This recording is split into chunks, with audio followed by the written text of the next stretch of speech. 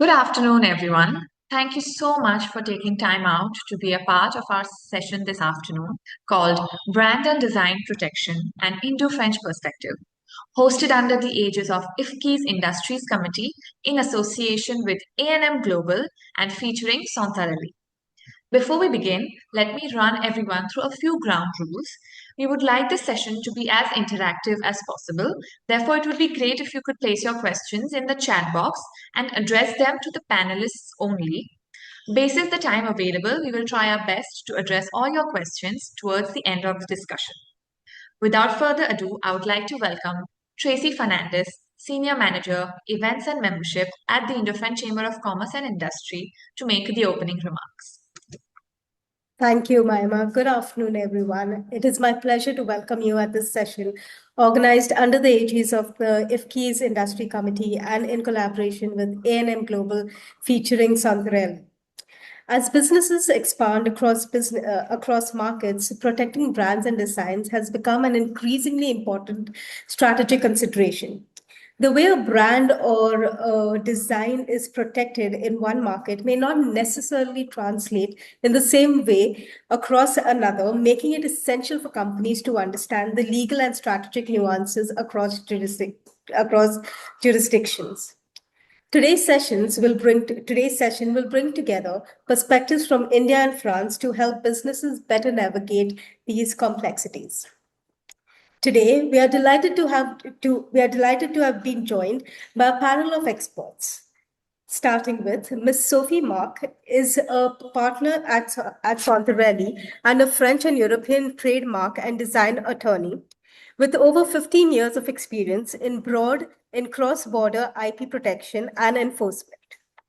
Nidhish Mehrotra is the founder and managing partner of ANM Global, a trusted advisor to CXOs and general counsels across leading Indian and international organizations, and a member of the Enforcement Committee of INTA. Gautam Panchal, partner and head of the design and law practice at ANM Global, with over 20 years of experience advising companies of design prosecution and enforcement, litigation, and anti-counterfeiting strategies. Lastly, we have Mr. Shwetank Tripathi, partner at ANM Global with extensive experience in IP prosecution and litigation, representing clients across diverse sectors before various high courts and Supreme Courts of India. We're very pleased to have all of you all on board for this engaging discussion. With that, I would like to now invite Nidhish to take the session forward. Thank you, Tracy, and thank you, IFCCI, for that. And general thank you to my member firm, Santarelli. A very good afternoon to all of you who have joined from India, and good morning, people who have joined outside India. ANM Global and Santarelli are both independent member firms of the Consul International Community, which brings together independent law, accounting, and tax firms to foster exchange of knowledge across various jurisdictions. Now, for today's topic, we've kept it very wide, very open, but more than that, it has been talked about a lot at various forums. Today's discussion would be more, as Tracy mentioned, would be more engaging. We're more talking to the people out there. Trademark and design at times goes hand in hand.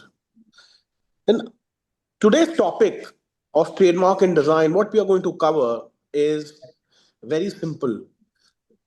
Whether how a trademark is registered in India and abroad in France and Europe, the cross-border stuff. How enforcement strategies are followed by us in India. How do we claim jurisdiction in the Indian market before Indian courts, and especially before high courts like Delhi, Bombay, and Madras, which is a very important point. How do we conduct civil raids? How do we take ex parte orders today? Let me just give you a sense. India is one of the biggest counterfeit markets for various brands, and especially if you talk about an FMCG business or a pharmaceutical business, which are more brand-oriented organizations, or also in auto parts as well. sorry, when you're dealing with such kind of sectors and such kind of companies, we always encourage our clients to go ahead and keep on taking action against habitual offenders and also against those who are actually manufacturing or look-alike or deceptively similar mark products in a traditional business. In our today's topic, we are also going to cover about dynamic blocking injunction. Now, this came couple of years back.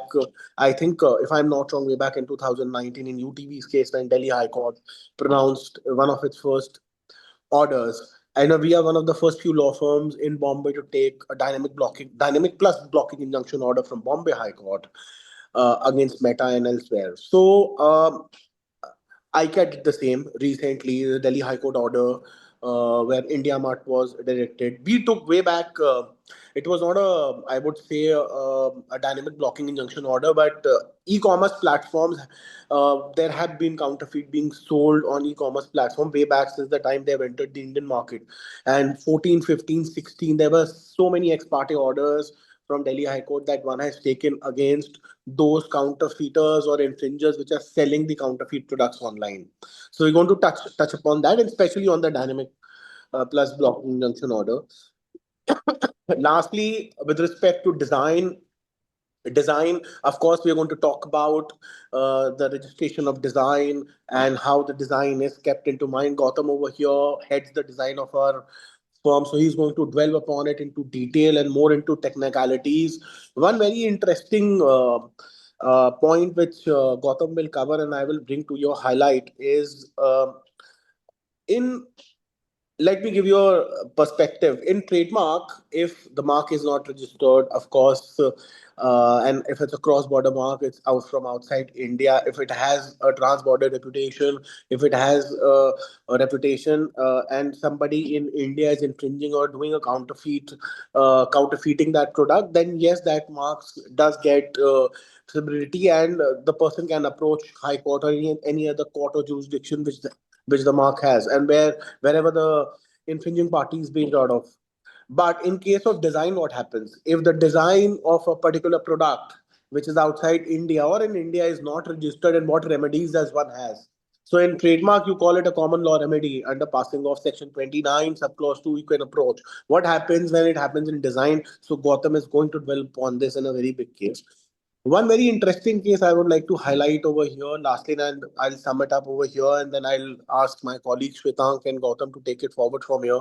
To start with Shwetank, uh, in way back a couple of years back, one of the largest manufacturers of alcohol, the counterfeiters or the infringers or the defendants used to pick up their original bottle from the scrap dealers, used to fill up their own alcohol. The label was very different. The trade dress and the visual representation and the word mark was very different. So the only strategy before us was to file a suit under the Design Act and file it before Delhi High Court. And we took a ex parte order from Delhi High Court for that. Not under trademark because the label and the word mark was very different, but under the Design Act because it was my original bottle. And if they would have copied also, then also it would have gone because the design was registered under the Design Act. So with this, I would like to open the floors, and I would like my colleague Shwetank to take it from here. Thank you, and thank you all for joining. Thank you so much. Shwetank, over to you. Thank you very much, Nidhish, for laying down the practical ground scenario. Now I'll start with trademark registration strategy because that is the groundwork and the basics that we need to follow in order to survive the problems that may come up. For example, anybody who is entering India or doing business in India or intends to do business in India, first thing it needs to do is that to conduct a trademark search to understand and assess whether there are any conflicting marks because India has a lot of creative people. Whatever brand is a global brand, a successful brand, there you would not be surprised to find out that somebody has already applied for that kind of word or logo. Um, and then it creates a problem when the global entity is entering India. And therefore, before entering into India, we must do a trademark search and then strategize what action can be taken if the particular the applicant who has applied for the registration, or even if it has been proceeded to registration, then we can strategize some actions. For example, if the mark is not yet to be registered, then we can file a opposition. If the mark has been registered, then we should file the rectification. All these things must be done before before even filing of your trademark application. And once you obtain the clearance search that the registry is clear from any conflicting marks, then you apply for the mark in India under either an individual application in India, or if there is a Madrid application pending, then designating India. So, and then the most important bit is that while to adopt a robust prosecution strategy of a trademark, because we as lawyers always advise clients that when you are applying for a trademark, imagine that it is going to be copied or infringed by somebody. You may not like to hear it that somebody is going to copy your mark, but then imagine, foresee that what if somebody does that? Then what all I need to do to protect my rights in future as well. So once the moment we start thinking from the perspective of foreseeable future litigation, the prosecution strategy will automatically fall into the place. Because one common mistake that we find in Indian trademark prosecution strategies is that you file an application for a trademark, the trademark registry issues an examination report, cites certain third-party marks that these are the marks conflicting to your mark, and therefore your mark should not be proceed to registration. So the first thing and the most immediate thing that comes to the mind is that no, but my mark is different from yours, or the goods and the business of the conflicting mark is different than mine. We tend to say that, but then that causes problem. What if the mark that is cited to you before you today, that causes a commercial problem for you?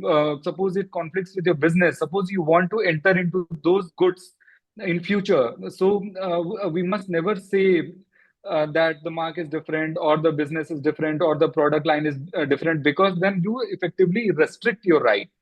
And this is called commonly as a principle of estoppel, that once you take a stand, you are stopped from taking any contrary stand or inconsistent stand.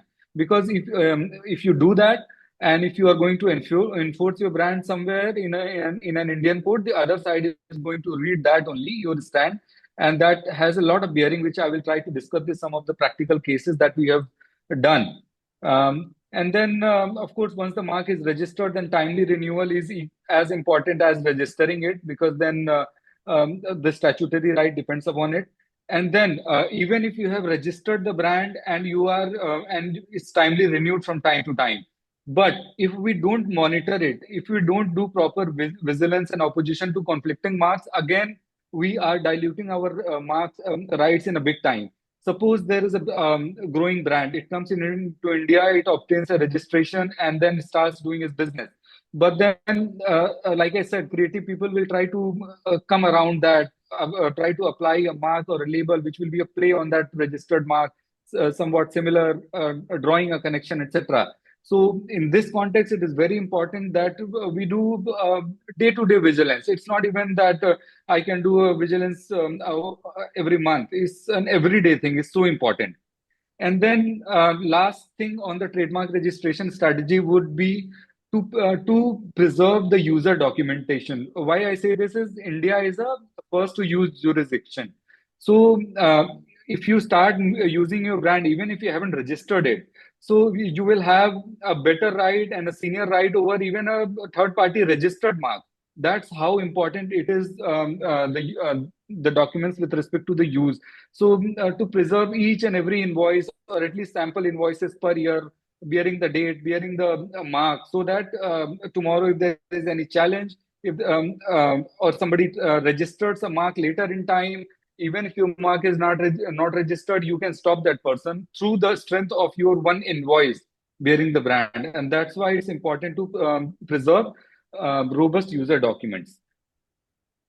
Sophie, on this, may I hand over to you to give us the French or EU perspective on this? Yes, of course.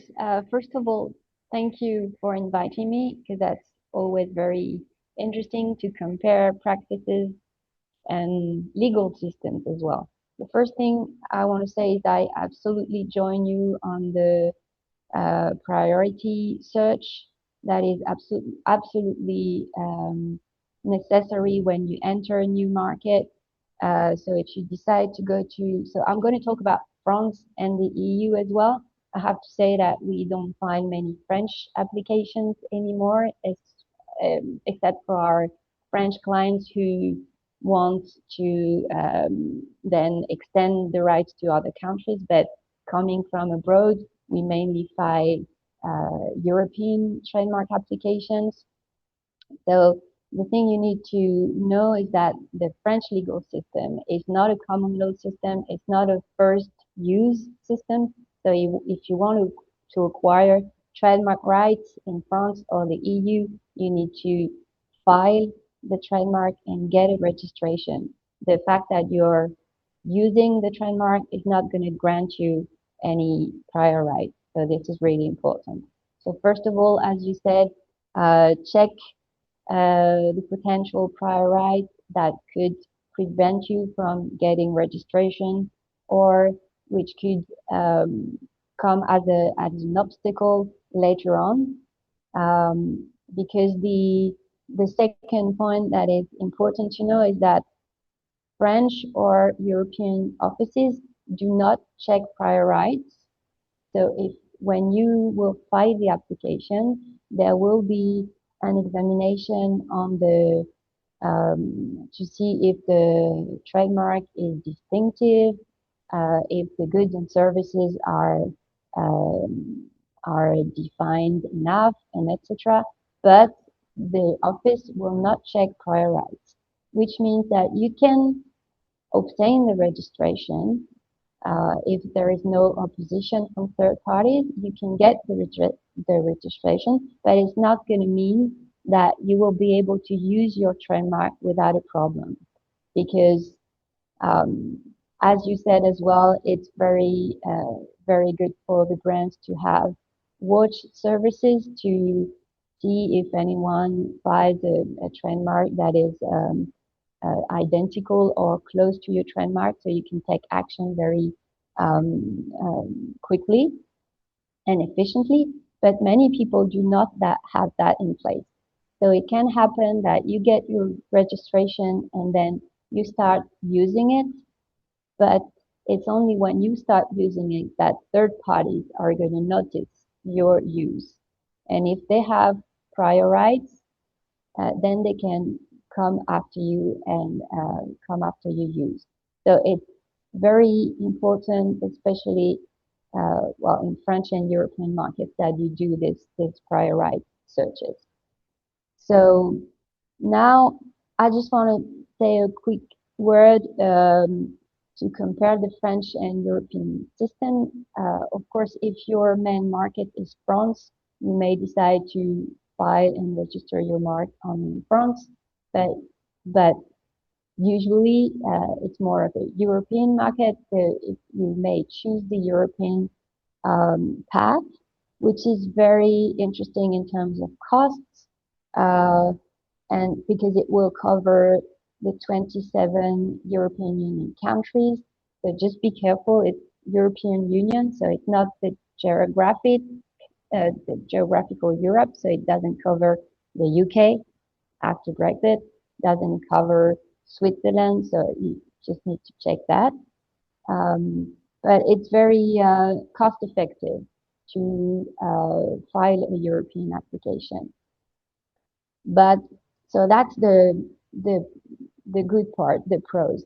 But what you need to be aware of is that the European trademark is a unitary right, which means that if there's a problem, a prior right, or an objection in any of the 27 countries of the EU, this could endanger your trademark.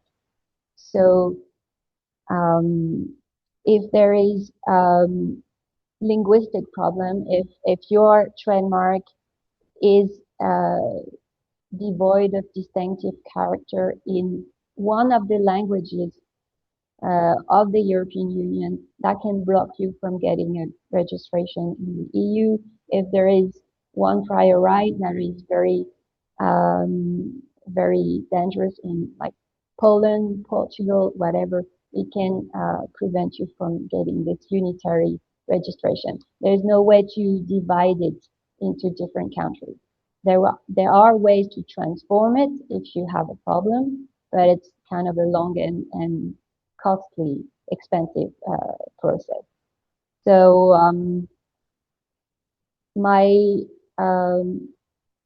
my counsel is, if of course, to do the prior right searches and be careful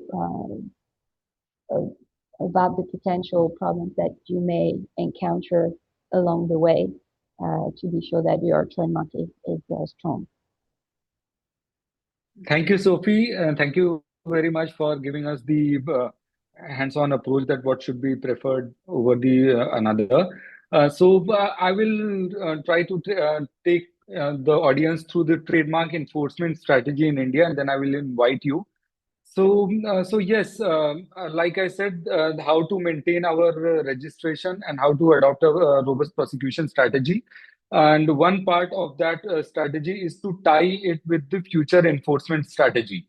So when we come at the enforcement stage, suppose somebody is found to be copying your brand or using any identical or similar mark or label, then what do we do? And these steps are important, and each one is to be followed in this particular order only, in order to effectively overcome the challenges that the defendants may throw at us. So first thing is, important thing is to do a discrete investigation on the activities of the defendant. This is to uncover a lot of things, because you find a product in the market, you go to the court, and then the defendant comes that this is not me. So that causes a problem that kind of obfuscates the whole process, and therefore it is important to do an investigation against the defendant, find out the real corporate character of the defendant, the scale of infringing activity, and the manufacturer of that particular product, if the manufacturer is different, and then you can tie both of them in one chain and one case. So all these intel gathering is the first step before we initiate a legal action against an infringer in India. Second most important thing is, and I would think that a lot of our Indian audience would agree on this, is the forum, because India is a country of 28, 29 states, and every state has districts, and there are so many courts. So that's why, and all courts are not very IP tech savvy courts. In India, everybody knows that Delhi High Court, Bombay High Court, and Madras High Court, these three high courts, which have the original jurisdiction, are the most IP pro jurisdictions. So one of the key important thing is to strategize how can the action be filed against before one of these courts. And in this regard, one peculiar right Indian code provides with respect to trademark and copyright, but not for the design, is that the plaintiff, that is the brand owner, can sue in a place where it is situated. Unlike in any other cases, even design infringement cases, is that you can only sue where the defendant is residing or the products are being sold. That is the cause of action arising. So one important thing is to choose the right forum, which is more IP pro. And then even if you have registered your brand, and you maintain it properly, and you have a prosecution strategy in place, still, when you are going into litigation, go back to your registration. Read through each and every filings, replies to examination reports, documents, if there is an opposition, affidavits filed in that opposition, to see what all stand you have taken. Because a trademark registration would have been registered 10 years back, and you found a counterfeiter or an infringer after 10 years. So you need to go back to your registration and see what all stand you have taken. Make your stand that you have taken consistent with what is going to what you're going to take before the court, and then you are through. And then fourth important aspect before filing the case is that do a trademark search on the defendants. It is very common that the defendant would have applied, and they will come to the court and say, see, I have applied, I'm an honest adopter. And sometimes they would have also proceeded to registration, because you may not have vigilantly put an opposition to that. So even if the defendant have obtained a registration, so Indian courts have evolved jurisprudence where even a prior user and a registered proprietor can sue and get an injunction against another registered proprietor. So merely because the defendant has done a registration, it won't be a ground for it to be not injuncted. However, it is important for us as the plaintiff to know what all registration has been done, file a rectification against the registration, challenge it essentially. Otherwise, then if you go to court unchallenged, then the defendant will have a standard defense saying that, see, my mark is registered and you cannot pass an order against me. And the court will honor that also. Because if as a plaintiff, I have not challenged their registration, it is there available in public forum that goes against us. So that it's important to do a search in the registry and take appropriate action. And thereafter, we file the case. In case a lot of IP matters and most of IP matters, we move ex parte, that is in the absence of, without issuing notice to the defendant, so that we can seek an order of interim injunction and do an IP raid upon the defendant and then preserve the evidence, because once an infringer gets a notice of a court order, obviously it is going to remove everything. And therefore, once we get an ex parte order, it is very important to strategize the raid action, because you need to keep it very, very discreet until the time the local commissioner that is appointed by the court enters the premises of the defendant. There should be complete secrecy. The defendant should not be alerted, because once you and for this purpose, the Indian courts do not publish the ex parte court orders until and unless the raid is conducted. And therefore, doing the raid is as important as filing the action and getting an order from the court, because once the raid is conducted successfully and the evidence is preserved, then the plaintiff can later on move for damages and other remedies based on the evidence. Because once the evidence is not there, then you are not able to claim anything, and the defendant can very well say that, oh, I never used this mark. So these are the steps for a trademark enforcement strategy. And with this, I wanted to tie these pointers that I discussed with some of the practical cases. So this is one of the cases that we did recently, is that you can see that everybody knows Mr. Bean's character and the animated design of it. And one creative person in outskirts of state of Maharashtra in India was using this exactly same artwork and different artworks also with Mr. Bean, and he was running a trampoline park for children. So, and it was in a remote location. And we did a trademark search. We also found that the person had applied for a trademark, Mr. Bean. That was there. So what all we did in order to effectively stop this infringer is that firstly we did a discrete investigation upon the activities of this entity. We found that they were selling online tickets which we effected a purchase from Mumbai. That is where the Bombay High Court has jurisdiction, just so that the part of cause of action can be considered to have arisen here. And thereafter, we filed an opposition against their trademark, and then we filed the case.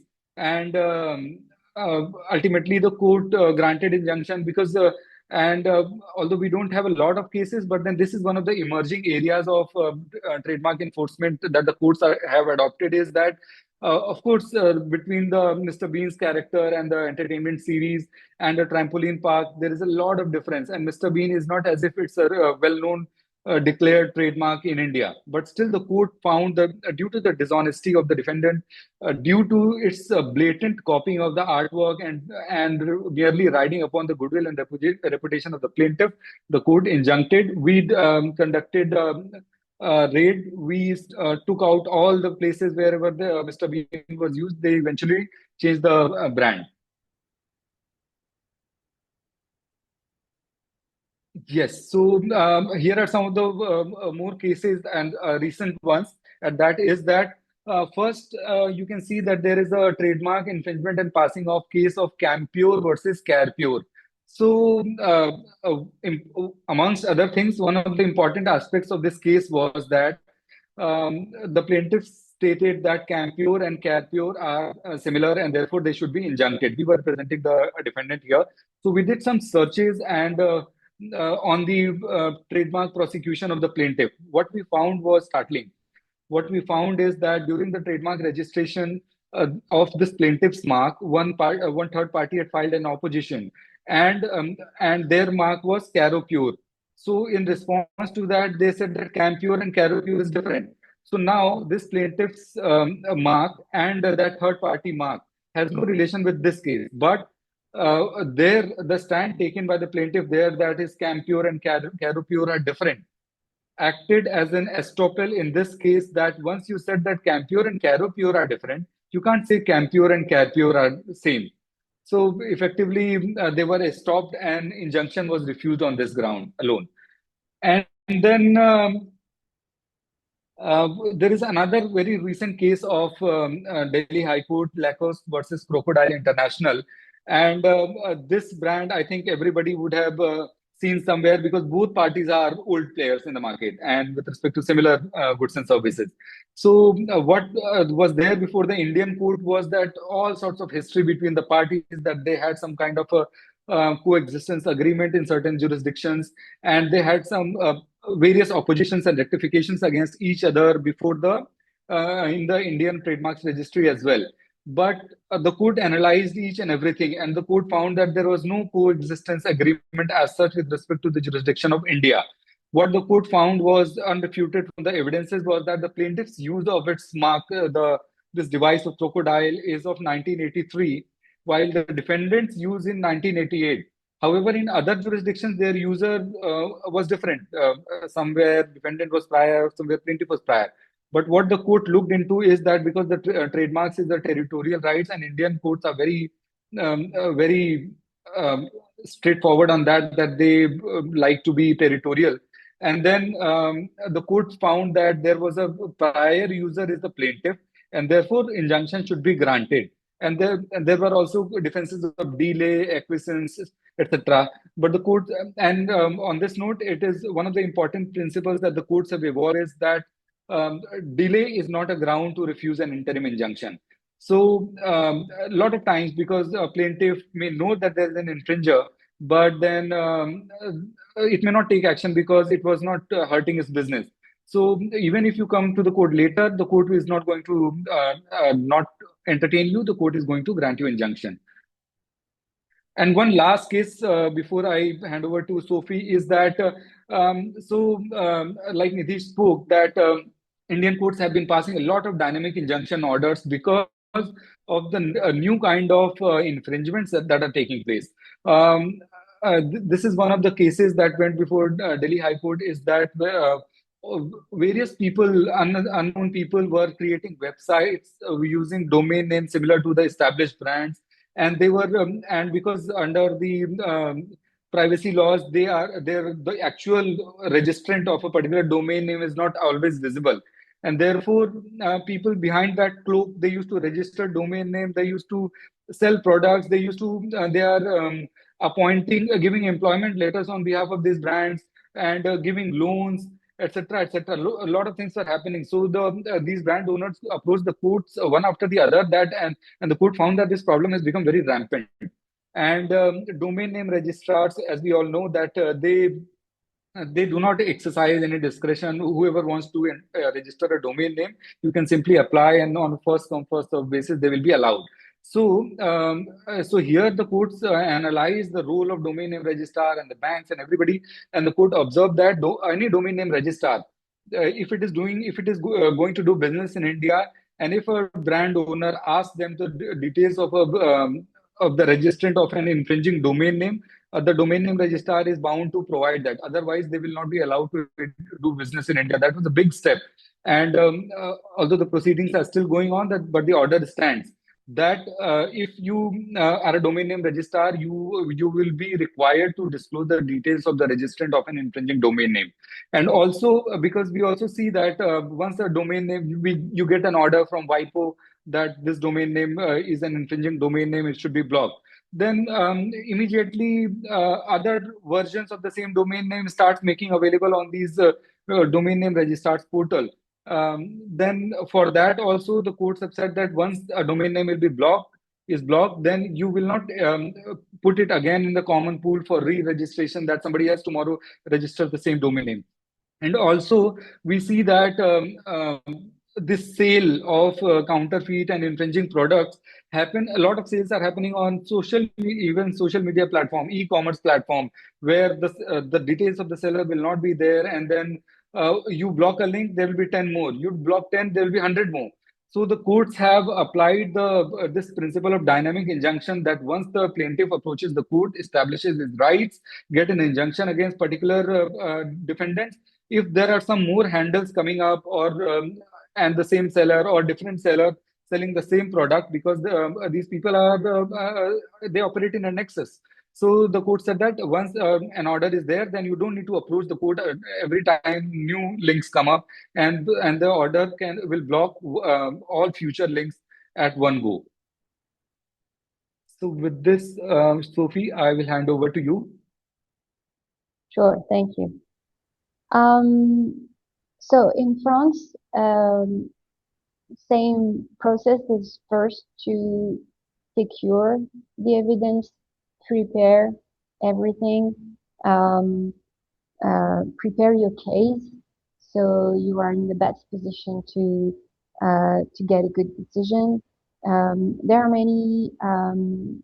are tools that you can use in France, such as what we call the saisie contrefaçon. It's the seizure that can be ordered from the court to get you.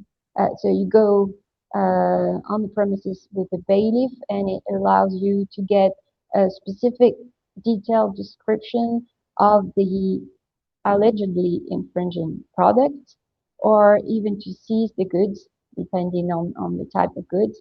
So everything needs to be done in a very specific way. So you need to be very careful about what the bailiff does when he's on the premises and what he says and everything. So usually the bailiff is accompanied by a trademark attorney that is there to make sure that he doesn't take anything that he's not supposed to take, because this could of course endanger the proceedings.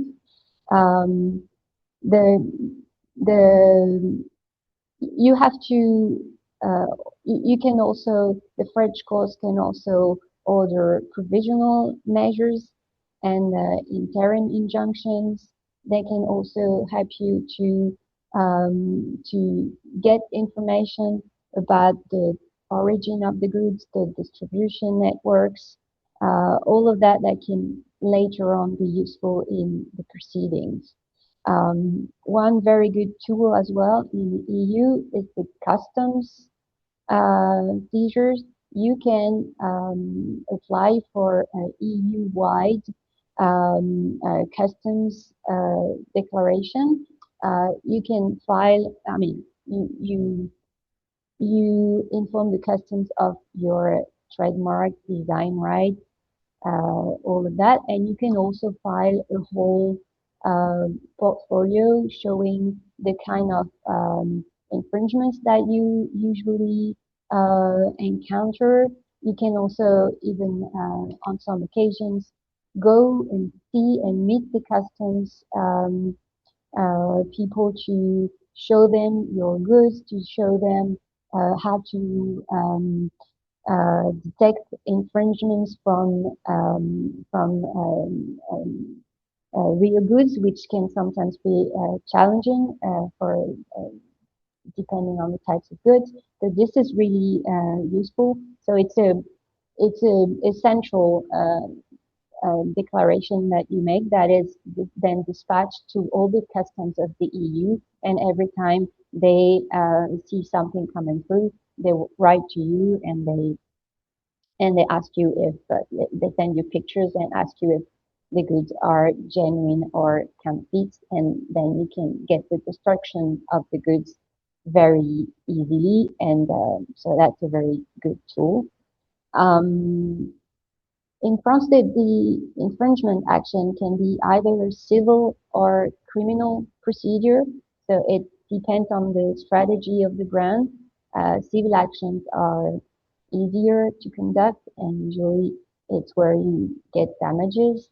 But the criminal procedure can be, of course, chosen, but mainly it's chosen for deterrent purposes because it's more deterrent to the infringers. But it's really a question of strategy. I'm not going to go into the details of each procedures, but it's just to let you know that there are two different ways of handling this. There is also something that we call the DSA. It's the EU Digital Services Act, which is a new tool that you can use to report the infringement to online platforms, and which is very useful and very efficient to report any illegal content, but including counterfeits. So if you want to go after the infringer, you have to use all the tools that are at your disposition. So either, as Shwetank said, going after the domain names, asking for the information about the owner of the domain names, asking the courts to give you injunctions to obtain information about the origin of the goods, the networks they've been going through, everything to prepare the case as best as you could. I'm just gonna cite two decisions that are very recent about the dynamic injunctions. Just so you know, it's really not a standard thing for French courts, but it's evolving, it's going in the right way, but it's very not a standard kind of injunction that they ground. But we've seen that in the last few years, and we have to say that we're really happy about it. So the first one, it was more in the copyright case, but the court granted a dynamic blocking injunction against the internet access service providers who had to prevent access to the piracy website Debt Library. So it was more in a copyright case, but it was very unusual. What is very important, and we will see that in the second case as well. The second case is Groupe Lucien Barrière, which is a hotel chain, very well known, against Meta. They faced a massive wave of fraudulent ads on Facebook, Instagram, and other apps like this. Around 2,400 ads published by several hundreds of advertisers, which of course you cannot tackle by the usual classical procedures that we use normally. So in this case, in the first instance, the court authorized issued an order requiring Meta to implement measures to prevent the dissemination of the ads with different criteria. But which is important here is that the Court of Appeal kept this possibility of the dynamic measure, but it reframed it to be sure that this order will not be an absolute systematic and unlimited control over time. So the courts are evolving in a way that they're issuing this dynamic injunctions, but they are making sure that it is very well controlled and appropriately that the scope is appropriate, that you don't go too far. So it's always a question of balance between the two. So you have to be careful about this. But it's still a good dynamic, and it's still going the right way. So we're happy about it. Thank you, Sophie. With this, may I now invite my colleague Gautam to take us through the design registration procedure and enforcement in India. Thank you, Shweta. I have been introduced, I think, 45 minutes before, so I just reintroduce myself. Good afternoon, everyone. I'm Gautam Panchal, partner and head of the design practice at ANM Global. I have been practicing intellectual property law for last over 22 years. So, as my colleague has taken a substantial, time and details of trademark intricacy, so I'm just begin with the design practice in India, how we have to apply and how we go about it, the design enforcement, as well as protection and filing of the design. Before filing of the design, we have to first find out the novelty. What is the novelty of a product? So before filing a design application in India or anywhere else, we should not disclose our design to any public domain or any public platform. The reason being, in one of the cases wherein the plaintiff has filed suit against our client, wherein he has a design of a container, a specific container. However, he has introduced that design before filing application to its Facebook page, wherein he mentioned, okay, this is my current new design.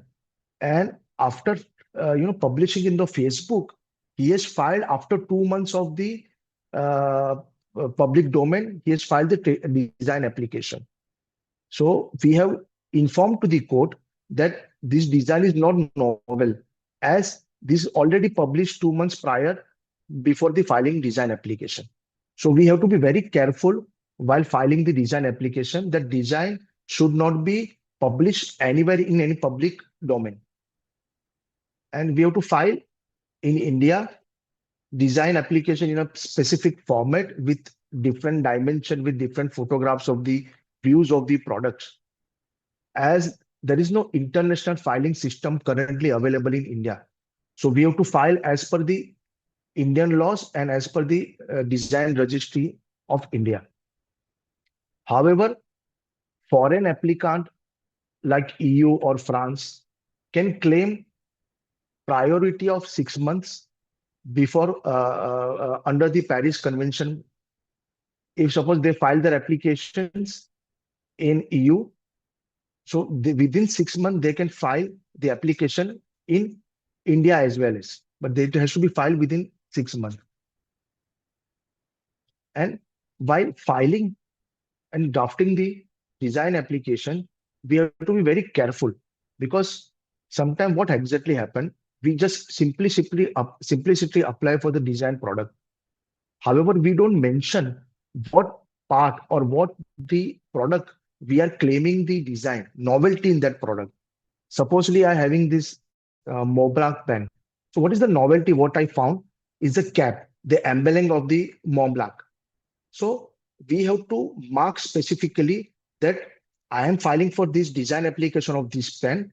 However, I am claiming the specific novelty of the cap or top of this pen. Accordingly, if suppose I have to file a design application of this bottle, this is a very common bottle. Everywhere is available this bottle. However, what is the novelty in this bottle? There is a wave type groove. So we have to claim the novelty of the wave type groove. Okay, I am claiming this specific part of this design. So we have to be very careful while filing and drafting the design application. And with respect to terms of the design, in India, the design registration is valid for 10 years and it can be extendable for 5 years. I think most of the internationally also it's valid for 10 years and maybe it can be extended to 5 years more. Recently in India, India is now following the EU and other jurisdiction also while protecting the designs. So now in India also, graphical user interfaces, what the mobile and everyone we have, that we can see that graphical interface, it also be now registered. Animated graphical element also now be registered under the Design Act. So accordingly, we have to file the various type of designs in a different category, in different classes. Now I will go through the cases involved in design in India, more particularly. there is a in India, the court has many times granted the design protection for the infringer who's copied the identical design. However, if suppose you are from the foreign territory and you don't have the protection of design in India, so how I have to protect my design or my product?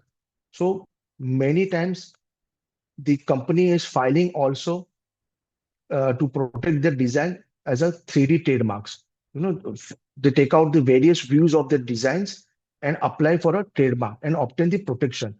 So accordingly, you can protect your design in a different manner in India after applying the 3D trademarks and obtain the protection. In one of the cases filed by passed by the Delhi High Court, wherein Hermes Birkin black bags, which is copied by one of the defendant of India. So they obtain the registration of the trademark and file an infringement of trademark suit along with passing off, and narrated that the defendant has identical copy the all aspect of the designs, and therefore the injunction should be granted. So considering the case of the matter and considering the cross-border reputation of this Hermes bag, the court has granted injunction, as well as the court has also declared this Hermes brand as a well-known brand. So if you don't have the registration in India, then you can file trademark applications and obtain the registration of the product, and then can you protect your rights in the design as well. There is one more thing, that if we don't have any registration of trademark as well in India of the design of the product, then we can go for a passing of action. In the recent judgment, however, Havels versus Panasonic Life Solution, it's a fan.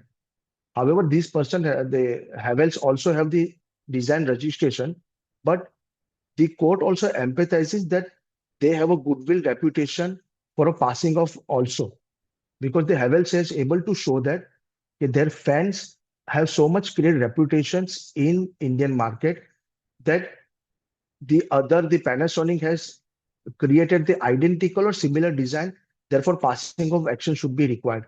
So the court is granted passing of action against them also. Now, there is a problem with respect to overlapping with respect to designs and trademark protection in India. Many times what the companies are doing, they have the registration of design, and their design registration have a limitation of 10 years plus 5 years, 15 years. After 15 years, the design registration lapse. So now it's open for a public to use that particular design. So to evergreen their product, evergreen their design, what they does, they also file a trademark application of that design product and obtain the registration. However, the Calcutta High Court in Rakin Benkazi versus Godrej, the court felt that the plaintiff has already registered design, which is lapsed now. Now it's open for a public. So now he cannot have a evergreen rights for the trademark. So the court has declined the injunction in favor of the Godrej company, because they have the prior registration, prior designs before the trademark. So it is a very critical, it's a very, it's overlapping in India about the design as well as trademark. So you have to be very careful. We have to be seek whether if you're filing for a design and your designs are lapsed, so you cannot again file for a trademark application to, evergreen your design. These kind of also activities, this kind of also overlapping in France also, what I felt. So Sophie, can put up some light over this about how the overlapping of design of protection in France are there? Yes, sure. So in France, designs and trademark may indeed cover the same object, that is the appearance of a product, that it could be filed as a design or through a 3D shaped trademark. But the registration requirements are different, of course. So for design, the design must be new and have an individual character, and the trademark itself must be distinctive. It must be perceived as indicating the commercial origin of the goods. So in practice, this is different, and people may be tempted to think that because the design rights are limited in time, it's 20, up to 25 years in the EU, then you could shift to a trademark protection once your design rights are over. But it's not that easy. It's not a natural continuation of the design rights. The designs, they can be registered quickly, ideally before disclosure, but in France, in EU, you have a 12 months grace period after the disclosure of the product to file a design. But whenever it's possible, we obviously recommend filing before disclosure. And the treaty, and so this protection is limited in time, while the trademark, once it's registered, it can be renewed every 10 years indefinitely.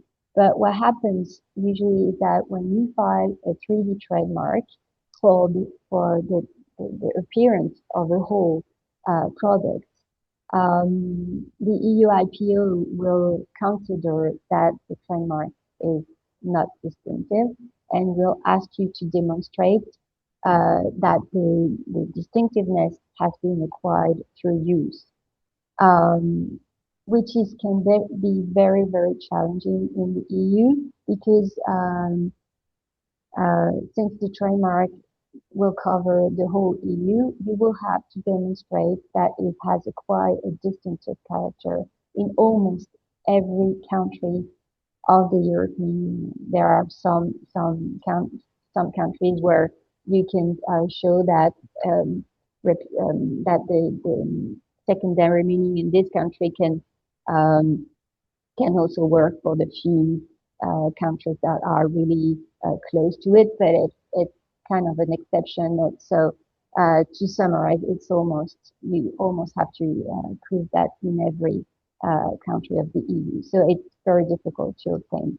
So if you can register design rights, you should go for it. And of course, if you have missed the period in which you can file a design, that can happen. You can launch a product and then realize that it's going very well and you haven't filed the design and you're not in the grace period anymore. You can try for the 3D trademark, but it's going to be another story to get it registered. So about designs in France, as I said, there's a 12 months grace period, but we recommend filing before disclosure whenever possible. The filing is done through, if you choose France, through the French trademark office, trademark and design office, through the EU IPO if you choose the EU design. As I said about trademarks, it's much more cost effective to file a design in the EU. But as for the trademarks as well, the offices do not conduct any prior rights searches.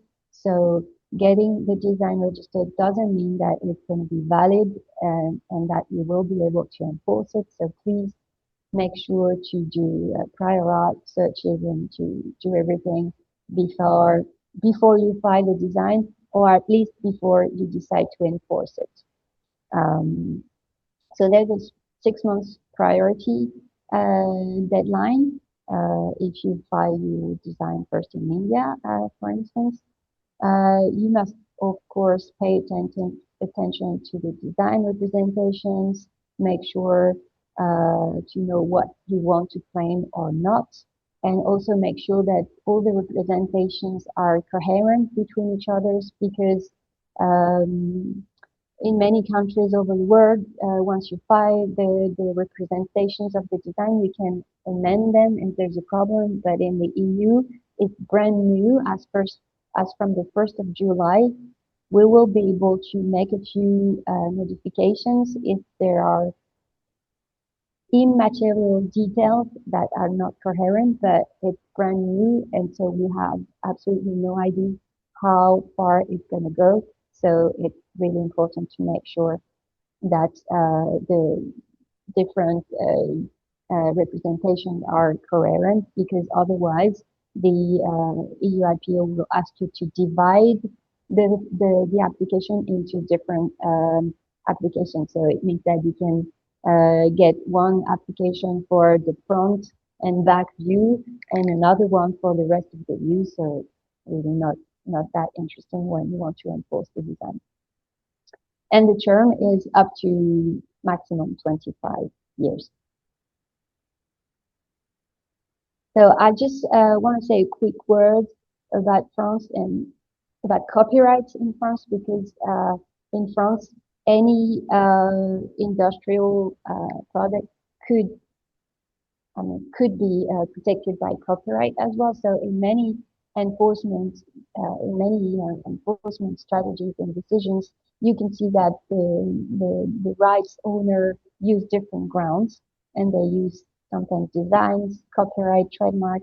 As you can see in this Dior decision, Dior has used many different rights to have the infringement of the shoes recognized. So they use designs on some of the models. They use the copyright for some of the models which did not get design rights or were too old to be protected to designs anymore. They also use the trademarks. So there are Dior trademark, but also pattern trademarks that had been registered and which covered some of the shoes.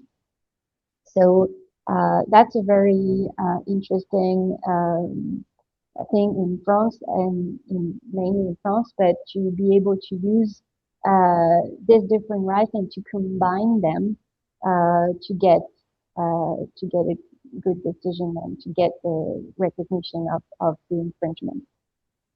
You can also use what we call parasitism. It means that even if on these shoes, on these Chanel shoes, they had no design rights, they obviously were not sure about the copyright either. So they used parasitism. So they had to demonstrate that the infringer really copied every aspect of the product and make everything to benefit from Chanel's investments, from Chanel's promotion of the model that they had been used for years. And so this is another ground that can be used and that can be combined to the traditional trademark design and copyright that we could use in an infringement case. But in these cases, as usual, and as we said a few times during this session, just make sure to prepare everything to secure the evidence and to put everything on your side so you can obtain a successful decision.